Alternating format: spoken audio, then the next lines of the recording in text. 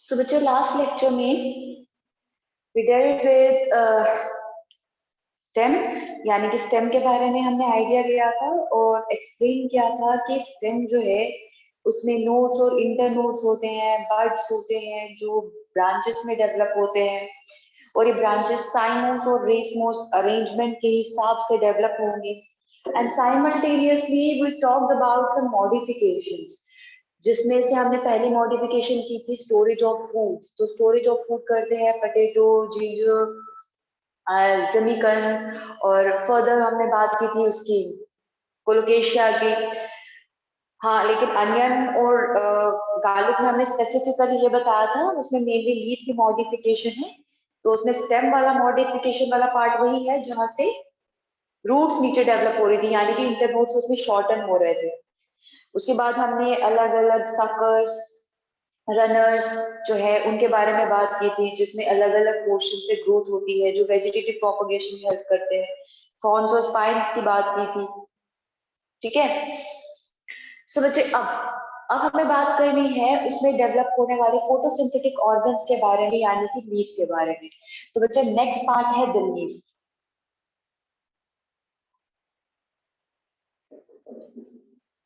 ठीक है। सो बच्चे लीफ जो है इट्स अ फोटोसिंथेटिक ऑर्गन। ये फोटोसिंथेटिक ऑर्गन है प्लांट का बेटा।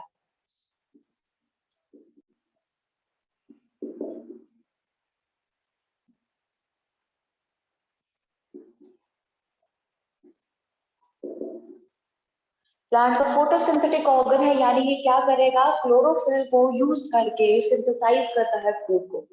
अब बच्चे फोटोसिंथेटिक ऑर्गन जो है it develops on plant branches. तो इट डेवलप्स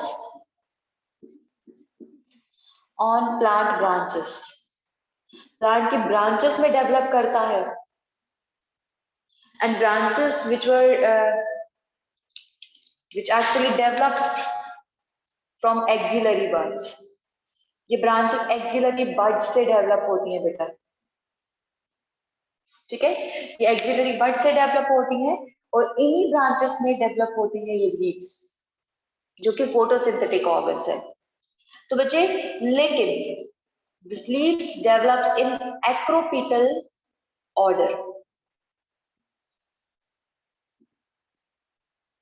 एक्रोपीटल ऑर्डर में ये डेवलप होते हैं, जिसमें कि क्या होगा, जो बेसल साइड लीफ होंगे वो ओल्ड होंगे, मैच्योर होंगे, लेकिन जो लीफ टॉप होंगे, टॉप पे होंगे यानी कि स्टेम के टॉप पे, तो बच्चे वहां पे वो यंगर होंगे, है ना। तो बच्चे older leaves eight base and younger leaves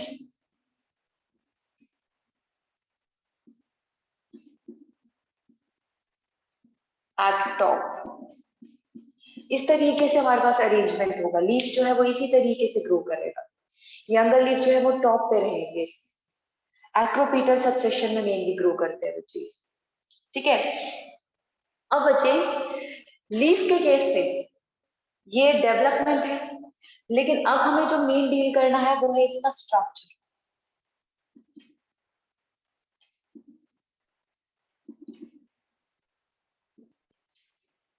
अगर हम लीफ को कंसीडर करें, हम हमेशा इस तरीके का स्ट्रक्चर बनाते हैं। एक सिंपल सा स्ट्रक्चर बना रहे हैं ये,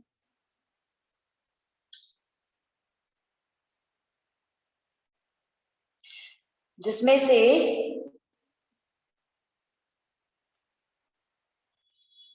ये लीफी स्ट्रक्चर में बहुत सारे पैटर्न्स आपको दिखेंगे।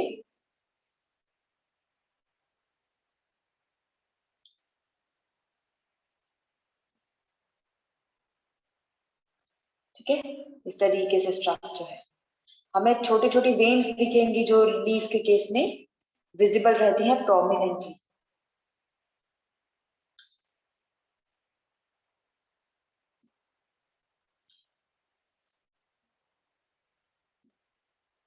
ठीक है, इस तरीके से स्ट्रक्चर है और ये पार्ट जो है वो अल्टीमेटली जुड़ा होगा स्टेम के साथ। ऐसा स्ट्रक्चर होगा, है ना। यही स्ट्रक्चर हम हमेशा कंसीडर करते हैं। तो बच्चे अब लीफ के स्ट्रक्चर्स को मैं लेबल करूं तो सबसे पहला ये वाला पार्ट जो है, जो मैंने थोड़ा सा सोलन भी बनाया है इस केस में, इसे कहा जाता है लीफ बेस। ये लीफ बेस है, ठीक है। ये लीफ बेस है बेटा, जिसके थ्रू लीफ जो है वो अटैच रहता है विद द स्टेम और विद द ब्रांच। और ये वाला पार्ट, ये स्टॉक लाइक स्ट्रक्चर जो आपको दिख रहा है, दैट इज लीफ पेटियोल। इसे लीफ पेटियोल कहा जाता है। And this whole structure, this part जो फोटोसिंथेटिक पार्ट है मेनली, इसको लीफ लेमिना और लीफ ब्लेड कहा जाता है, ठीक है। अब बच्चे इस लीफ ब्लेड में भी ये जो साइड वाला पार्ट है जिसके बॉर्डर्स हैं, इसे लीफ मार्जिन कहा जाता है, और जो टिप होती है उसे लीफ अपेक्स कहा जाता है। ये चीजें हैं और ये स्ट्रक्चर्स हैं जो कि लीफ में प्रेजेंट रहेंगे, ठीक है। तो लीफ बेस, पेटियोल एंड तीसरा लेमिना, और लेमिना में लीफ मार्जिन एंड अपेक्स। और उसके अलावा ये आपको जो स्ट्रक्चर्स दिख रहे हैं, दीज आर लीफ वेन्स। ये पैटर्न्स जो आपको दिख रहे हैं, these are leaf veins, veins and venules, जिसमें अलग अलग आपको पैटर्न दिखेंगे, जिसके बारे में हमें बात भी करनी है फर्दर, ठीक है। सो एक एक करके इन चीजों को एक्सप्लेन करते हैं। तो स्ट्रक्चर हैज 3 पार्ट्स।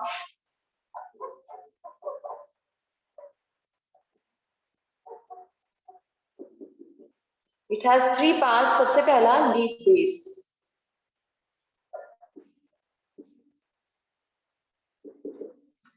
तो बच्चे leaf base is the part of leaf which attaches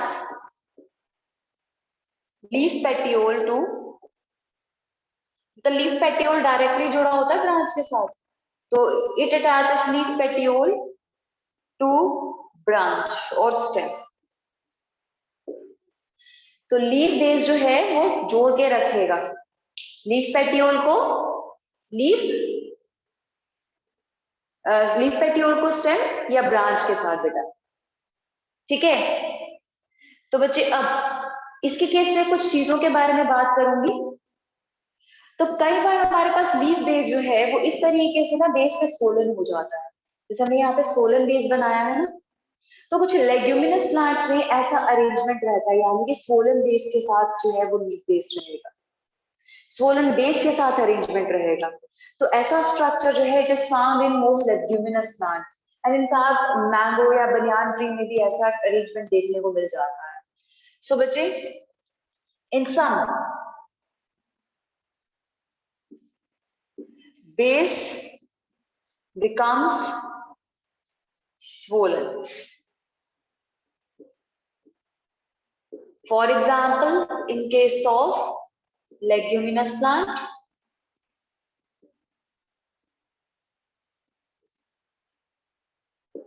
mango tree,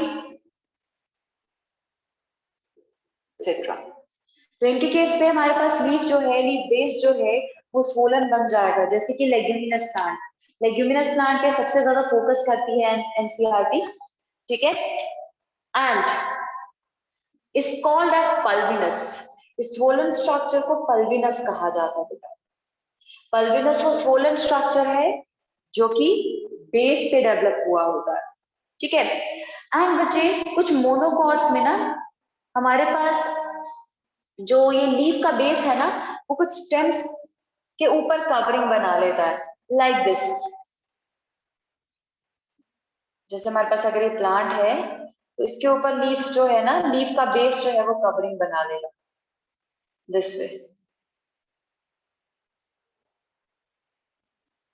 ठीक है। इस तरीके से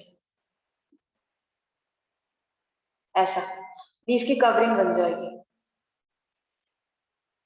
मतलब स्टेम को पार्शियली कवर कर देते हैं लेयर, ठीक है। तो बच्चे इन मोनोकोटिलेडोनस प्लांट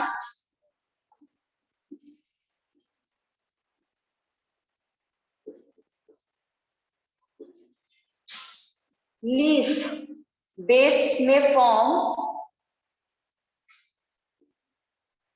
sheet like structure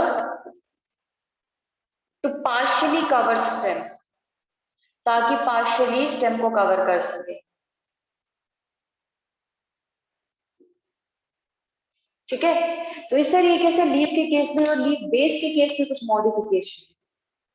ठीक है, तो ये हो गया हमारे पास लीफ बेस। अब हम बात करेंगे उसके बारे में, लेमिना सॉरी पेटियोल के बारे में। पेटियोल यानी कि वो स्टॉक लाइक स्ट्रक्चर जो कि लीफ ब्लेड को यानी कि लेमिना को जोड़ता है लीफ बेस के साथ। ठीक है, और बच्चे हाँ, कई बार हमारे पास ना एक और चीज है जो मैं बता देती हूँ, लीफ के बेस पे ना कुछ लीफलेट लाइक स्ट्रक्चर्स भी होते हैं, इस तरीके से छोटे छोटे लीफलेट लाइक स्ट्रक्चर्स। ठीक है, बेस पे होते हैं बिल्कुल, कई बार स्वोलन बेस हो उसके साथ दिखेंगे, कई बार नॉर्मल बेस के साथ, इन्हें स्टिप्यूल्स कहा जाता है। ठीक है, कुछ प्लांट्स के केस में स्टिप्यूल्स भी प्रेजेंट रहते हैं। So stipules are small leaflet like structures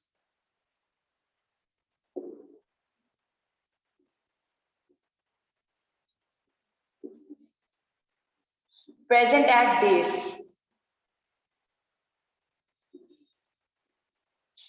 जो बेस में प्रेजेंट रहेंगे।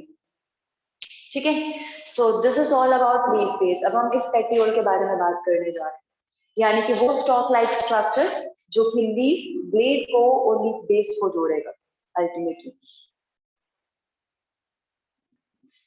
सो बच्चे लीफ के बाद इसमें हम सेकेंड पार्ट कर रहे हैं स्ट्रक्चर का बेस के बाद, दैट इज पेटियोल। पेटियोल जैसे हमने कहा it's a stock like structure. ये स्टॉक लाइक स्ट्रक्चर है which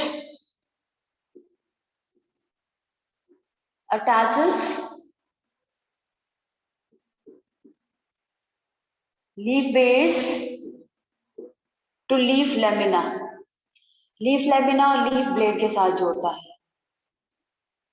ठीक है, तो बच्चे ये हमारे पास पेटियोल है, ये स्टॉक लाइक स्ट्रक्चर जो हमने बेस के बाद देखा था, उसके बाद लेमिना। ठीक है, अब अल्टीमेटली हम बात करेंगे इसी लेमिना के बारे में, लीफ लेमिना और लीफ ब्लेड। तो बच्चे अगर हम बात करें तो लीफ लेमिना और लीफ ब्लेड जो है बेटा वो मेन फोटोसिंथेटिक ऑर्गन है। ठीक है, ये वो ग्रीन एक्सपैंडेड ऑर्गन है जहां पे फोटोसिंथेटिक स्ट्रक्चर्स प्रेजेंट है, यानी कि फोटोसिंथेसिस होती है मेनली इसी पार्ट में। तो बच्चे it's a green expanded part, ये ग्रीन एक्सपैंडेड पार्ट है।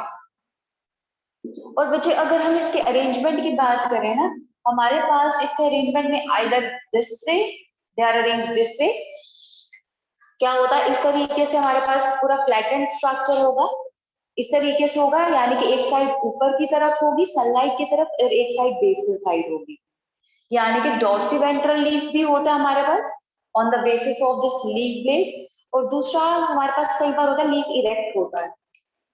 अगर हमारे पास ये स्टेम है, एक लीफ इस तरीके से होगा और दूसरे केस में लीफ जो है इस तरीके से होगा, ऐसा। अभी इस चीज के बारे में अगर मैं आपको बताऊं, जैसे कि आपने अभी पढ़ा कि मोनोकॉट्स के केस में ना लीफ बेस एक्सपैंड होकर शीट लाइक कवरिंग बना लेता है जो कि पार्शियली स्टेम को कवर कर ले। उसके केस में ना बच्चे जो लीफ बेस है ना वो इसको पार्शियली कवर करने के बाद अल्टीमेटली एक्सटेंड होता है लीफ लाइक स्ट्रक्चर में, जो ऐसा दिखेगा, यानी कि स्टेम की तरफ ऐसा इरेक्ट। नॉर्मली ऐसा होता है, पर इस तरीके का लीफ भी दिखेगा जो बिल्कुल स्टेम के अकॉर्डिंगली पैरेलल सा होगा अरेंजमेंट। मतलब हमारे पास लेमिना जो है वो किसी भी तरीके से प्रेजेंट रह सकता है। तो ऐसे लीफ को डॉर्सीवेंट्रल लीफ कहा जाता है। Dorsiventral leaf is present in case of dicots, dicot plant के केस में, and this leaf is isobilateral leaf,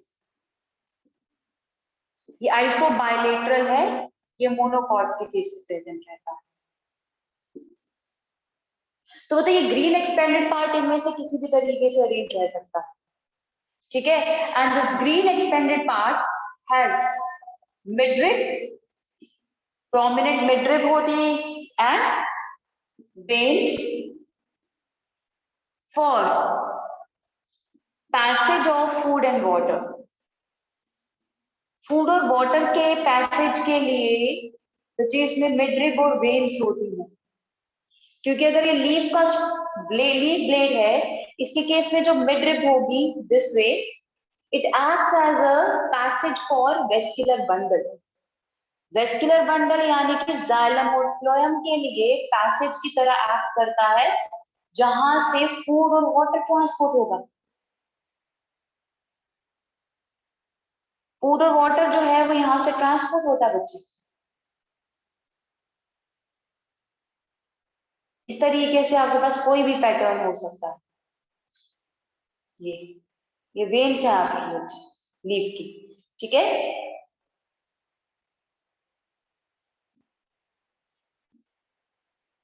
तो इस तरीके से हमारे पास वेन्स और वेनलेट्स रहेगी जो लीफ में प्रेजेंट रहती है, जिसमें से जो मेन वाली जो बीच में वेन रहती है उसे मिडरिब कहा जाता है। So this one is midrib. उसके बाद ये है वेन्स, मिडरिब से ओरिजिनेट होती है, ठीक है। सो बच्चे यहां से जाइलम और फ्लोएम का पैसेज होता है ताकि हमारे पास फूड और वाटर पास हो सके। तो जितनी बड़ी वेन उतना बड़ा वेस्कुलर बंडल। अगेन एनाटॉमी में भी यही सेम चीज आप देखोगे, तो जितनी बड़ी वेन उतना बड़ा वेस्कुलर बंडल। तो मतलब सबसे बड़ी वेस्कुलर बंडल और सबसे बड़ा डेवलप वेस्कुलर बंडल मिडरिब में होगा, वेन से नहीं। वेन से उतना इतना साइज छोटा होता जाएगा बंडल का, ठीक है। तो बच्चे लेकिन ये वेन्स जो है वो अरेंज कैसे रहती है, तो बच्चे इसको हम समझेंगे वेनेशन के case. So what is venation? Venation means arrangement of veins in leaf blade. इस लीफ ब्लेड में वेन्स का अरेंजमेंट कैसा है, उसकी अंडरस्टैंडिंग को, उसकी स्टडी को, उस कॉन्सेप्ट को वेनेशन कहा जाता है। तो venation is actually arrangement of veins in leaf blade,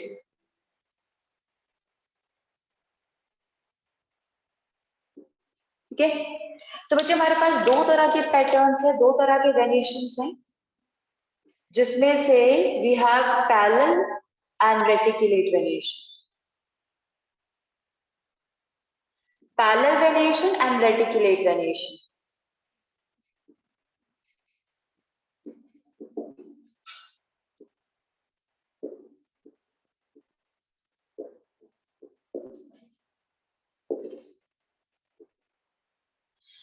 तो बच्चे पैरेलल वेनेशन जो है उसमें इस तरीके का लीफ है, तो अगर मिड रिब बीच में से पास हो रही है ना, तो उसके पैरेलली हमारे पास इस तरीके से वेन्स रहेंगी, मतलब पैरेलल वेन्स रहने वाली है इस तरीके से। बट रेटिकुलेट में वही नॉर्मल वाला का पैटर्न जो हमने अभी ड्रॉ किया जस्ट,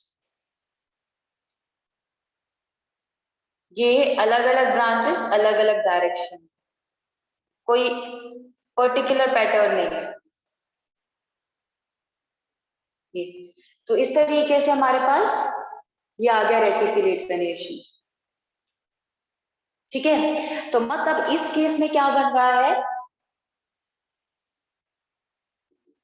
नेटवर्क ऑफ वेन्स, यानी कि वेन्स जो है वो मिडरिब से ही ओरिजिनेट होकर पूरा नेटवर्क बनाती है, ठीक है। तो बच्चे यहाँ पे वेन्स का नेटवर्क बनेगा, और दूसरे केस में क्या होता है जिसमें वेन्स जो है they are parallel to each other, are called as is called as parallel venation, and parallel venation is present in case of monocots। तो मोनोकॉट्स के केस में पैरेलल वेनेशन रहती है। मोनोकोटिलिडनस लीफ के केस में, और इसके केस में डाइकोटिलिडनस लीफ।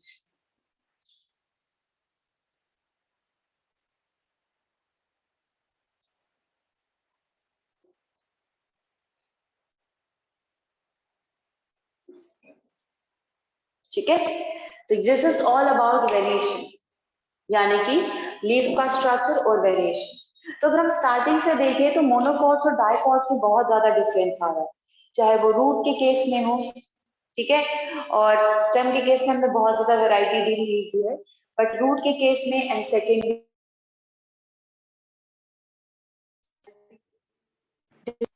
ऑफ वेरिएशंस मिले हैं। ठीक है, सो बच्चे अब आपको कोई डिफरेंशिएट करने के लिए बोले तो आप इजीली बता सकते हो कि मोनोकॉट्स के केस में फिब्रस रूट होती है, मोनोकॉट्स के केस में आइसोबाइलेटरल लीफ होते हैं विद पैरेलल वेरिएशन। ठीक है, सो ये चीज हमारे पास कंसीडर हो गई, हमने कंसीडरेशन में ले ली है, अब थोड़ा बहुत डिफरेंशिएट कर सकते हैं। मेजर डिफरेंसेस आपको वहां पे मिलेंगे टिश्यू में, यानी कि एनाटॉमी में, तो वहां पर भी बाकी सारी चीजें जो है हम डील करेंगे। ठीक है, सो फिलहाल ये हो गया variation. So for the types of leaves,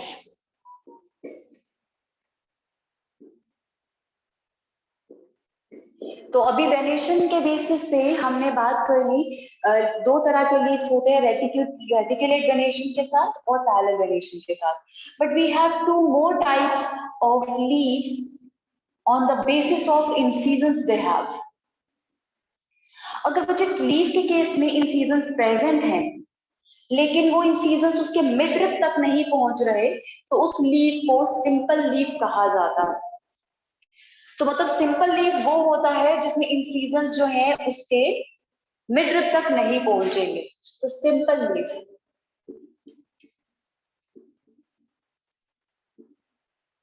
so incision do not reaches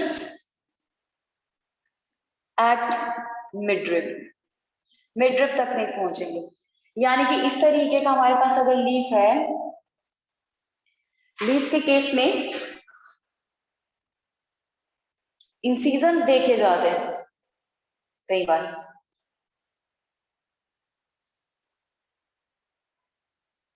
इस तरीके से बॉर्डर्स पे,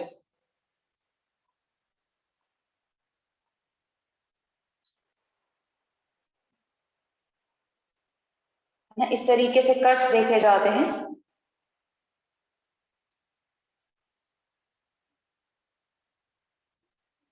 ठीक है, इस तरीके से कट्स होते हैं, इंसिजन्स होते हैं। ठीक है, सो बच्चे इन इंसिजन्स की अगर हम बात करें, ये इंसिजन्स जो है वो मिडरिप तक नहीं पहुंच रहे, यानी कि इस केस में भी अगर देखो, इस केस में भी देखो, मिडरिप तक यानी कि वो पहुंच ही नहीं रहे, जिसकी वजह से ये पूरा लीफ एक ही कॉमन इंटैक्ट स्ट्रक्चर दिखता है। ठीक है, मतलब अंदर तक नहीं पहुंचेंगे, तो ये लीफ जो है वो सिंपल लीफ है, ये मिडरिप आ गई इसकी और ये सिंपल लीफ है। लेकिन दूसरा होता है कंपाउंड लीफ। अब आप समझ गए होंगे, सिंपल लीफ के केस में इंसिजन्स जो है वो डेप्थ तक नहीं पहुंची, लेकिन कंपाउंड लीफ में क्या होता है, इंसिजन रीच कर जाती है मिडरिप तक, जिसकी वजह से लीफ जो है वो एक कॉमन स्ट्रक्चर ना दिखते अलग अलग लीव्स की तरह दिखेगा। तो बच्चे इसके केस में इंसिजन जो है reaches midrib,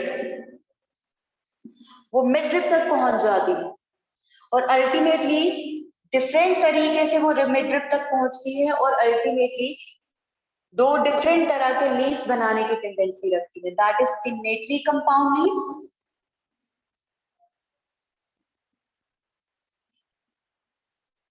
pinnately compound leaves and palmately compound leaves.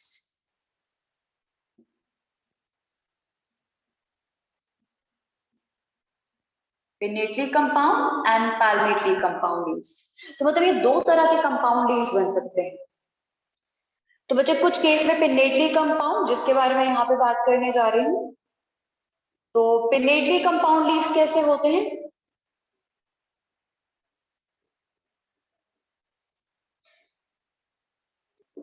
तो बच्चे इस तरीके से हमारे पास स्ट्रक्चर है ये, और इसमें ये लीव्स हैं।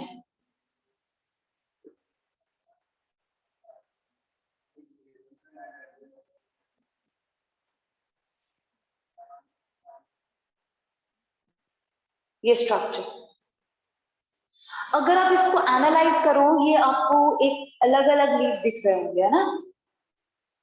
तो बच्चे हमारे पास नीम के केस में ऐसा पूरा पैटर्न दिखता है, जिसमें आपको लगता है कि ये एक्चुअली जो है वो अलग अलग लीव्स है। बट बच्चे ये लीव्स अलग अलग नहीं है, ये एक कॉमन लीफ है जिसमें इंसिजन जो है वो मिड रिप तक पहुंच जाता है, एंड इसके मिड रिप को रैचेस कहा जाता है। ठीक है, तो मतलब इंसिजन इतना डीप और वाइड हो गया है, जिसकी वजह से हमारे पास लीफ जो है वो अलग अलग लीफ दिखना शुरू हो जाते हैं। तो मतलब आपको ये वाला जो पार्ट दिख रहा है ये इंसिजन है, ये वाला पार्ट ये मिडरिब है। ठीक है, सो बच्चे यहाँ पे मेंशन कर देते हैं इनफिनिटली कंपाउंड लीव्स, लीफलेट्स जो है वो एक कॉमन एक्सिस पे ग्रो करते हैं, दैट इज कॉल्ड एज रैचेस। तो बच्चे leaflets which are formed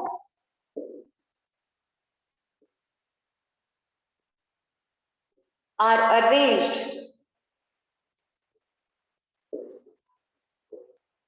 on a common axis called as rachis। तो मतलब एक कॉमन एक्सिस पे ग्रो करते हैं बच्चे। ठीक है, तो बच्चे ये तो हो गया पूरा कॉमन एक्सिस, लेकिन दूसरा केस जो है ऐसा नीम के केस में होता है, एग्जाम्पल है नीम।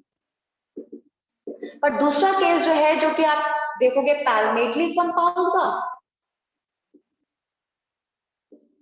तो पैल्मेटली कंपाउंड के केस में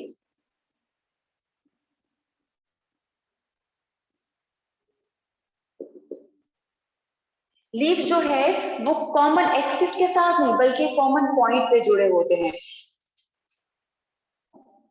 लाइक दिस।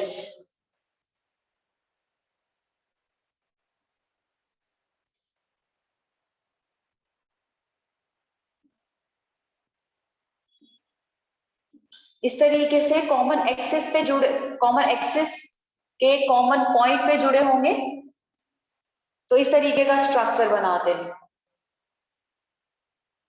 ऐसा। तो मतलब इंसिजन इतना डीप चला गया है कि हमारे पास एक कॉमन पॉइंट पे आके जुड़ गए हैं। ठीक है, so in this case leaflets are arranged at a common point।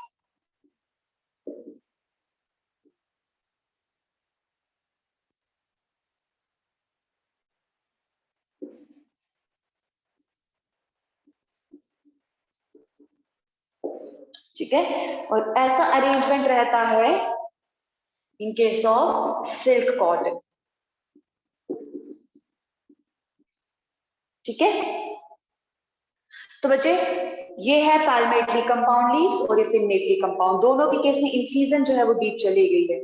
इसी केस में इंसिजन डीप जाने की वजह से कॉमन एक्सिस पे जुड़ गए हैं सारे के सारे लीफलेट्स, और यहाँ पे कॉमन पॉइंट पे, यानी कि पेटियोल के टिप पे आके वो जुड़ जाएंगे, this is tip of petiole. So this is about types of leaf based upon incisions। तो incisions के बेस पे ये हमारे पास क्लासिफिकेशन।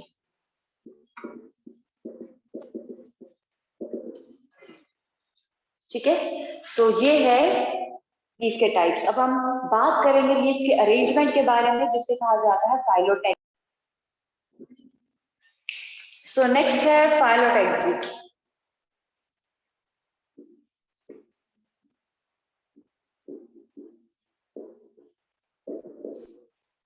तो बच्चे जैसे मैंने कहा कि लीव्स के टाइप्स के बारे में बात कर रहे हैं, तो हम बात करेंगे कि लीव्स जो है वो स्टेम और ब्रांच के ऊपर अरेंज कैसे होती है। तो मतलब फाइलोटेक्सी एक ऐसी टर्म है जो उसी अरेंजमेंट को बताता है। तो arrangement of leaves on stem और ब्रांच, एक ब्रांच और स्टेम के ऊपर उसका अरेंजमेंट कैसा होता है।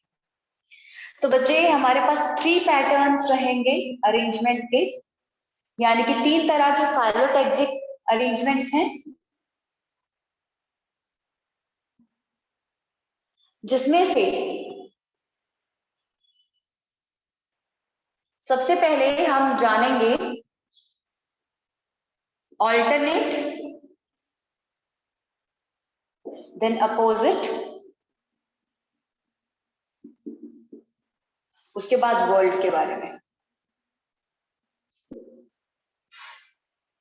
ठीक है, ये 3 अरेंजमेंट्स हैं, ऑल्टरनेट, अपोजिट और वर्ल्ड। मैं तीनों दिखा देती हूँ साइमल्टेनियसली ताकि आप रिलेट कर सको कि किस तरीके से अरेंजमेंट है। ये आ गया ऑल्टरनेट। अब ये आएगा अपोजिट, यानी कि दूसरा लीफ हमेशा अपोजिट होगा, यानी कि एक नोड पे 2 लीव्स आने वाले हैं।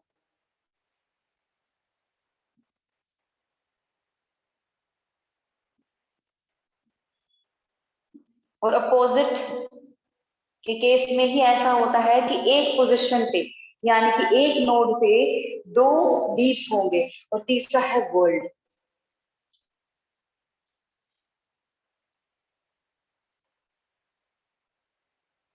बिल्कुल ये रहेगा बिल्कुल नेरियस की तरह, पैल्मेटली कंपाउंड अरेंजमेंट की तरह। एक जगह पे एक पॉइंट पे वर्ल्ड लीव्स रहेंगे, लेकिन यहाँ पे लीव्स जो है वो इन सीजन की वजह से नहीं बनी, बल्कि ये कॉमन एक्सिस पे अटैच्ड है। सारे लीव्स ही हैं इन सीजन्स के बिना। ठीक है, इन सीजन जो है वो डीप नहीं गया। तो आप खुद देख सकते हो यहाँ पे पैटर्न के बारे में। ठीक है, सो बच्चे अगर आप फर्स्ट केस यानी कि उसमें देखो, ऑल्टरनेट के केस में देखो, तो ऑल्टरनेट के केस में आपने 2 लीफ जो है वो ऑल्टरनेट मैनर में अरेंज है। ठीक है, और दूसरा opposite leaves in case of opposite, मतलब बिल्कुल सिंपल सा कॉन्सेप्ट है ना, सिंपल सा अरेंजमेंट है। एक नोड में, दूसरा दूसरे नोड में, तीसरा तीसरे नोड में, लेकिन अरेंजमेंट ऐसे होगा कि ऑल्टरनेट, यानी कि यहाँ पे, दूसरा यहाँ पे, फिर तीसरा ऊपर यहाँ पे, फिर उसके ऊपर, इस तरीके से ऑल्टरनेट पैटर्न में रहेंगे, कभी भी एक दूसरे के ऊपर नहीं होंगे। ठीक है, मतलब अपोजिटली जुड़े हैं बट ऑल्टरनेट, एक साइड दूसरी साइड, बट एक नोड पे एक ही। तो बच्चे leaves are arranged in alternate manner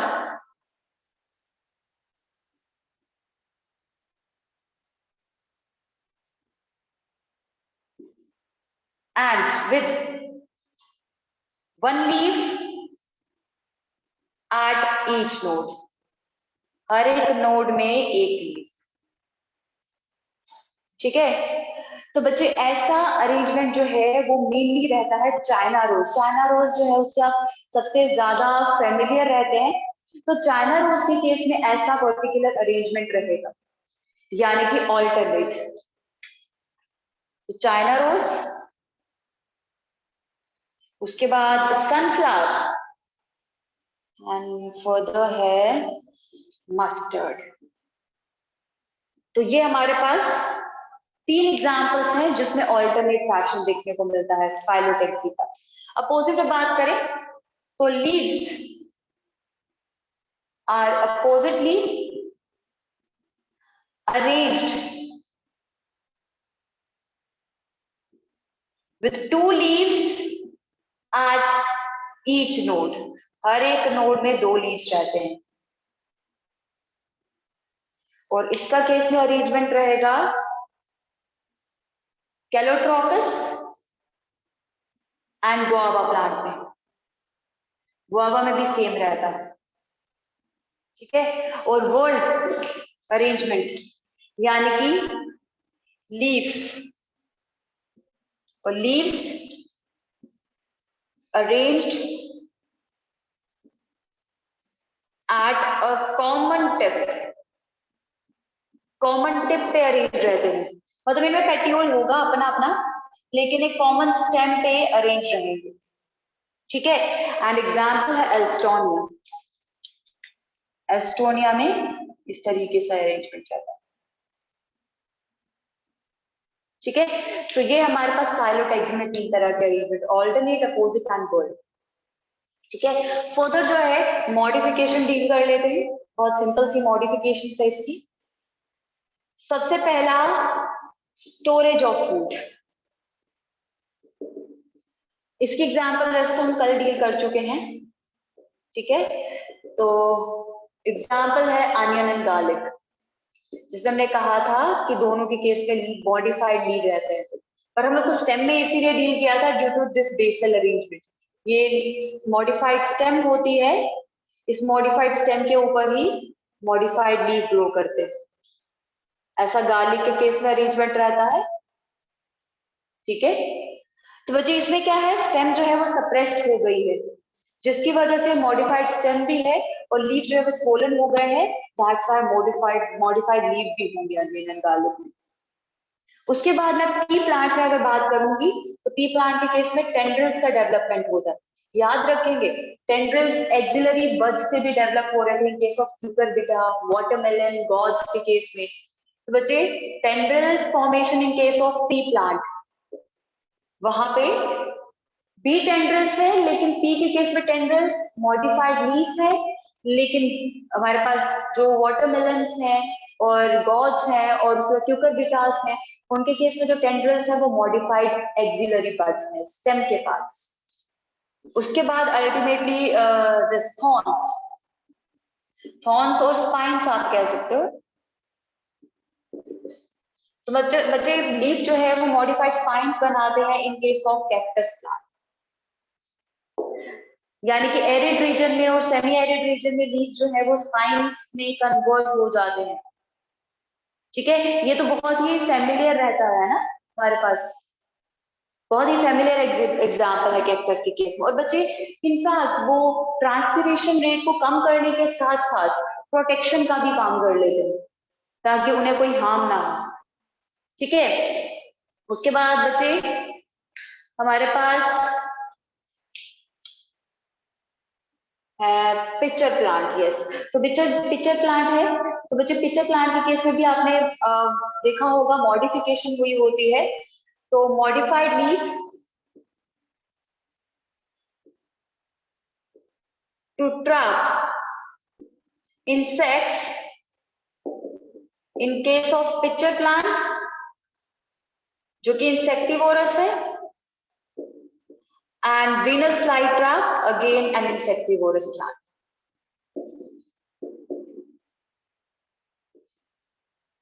ठीक है, सो ये है हमारे पास लीफ की मॉडिफिकेशन, और यहां से खत्म हुआ लीफ, और कल हम स्टार्ट करेंगे सबसे बड़ा पोर्शन इस चैप्टर का, दैट इज फ्लावर। फ्लावर जो है वो सबसे बड़ा पार्ट है जिसमें हमें बहुत सारी चीजें करनी है, including it's arrangement, it's inflorescence, उसमें पेटल सेपल्स का अरेंजमेंट, और उसके बाद फ्लोरल डायग्राम्स भी।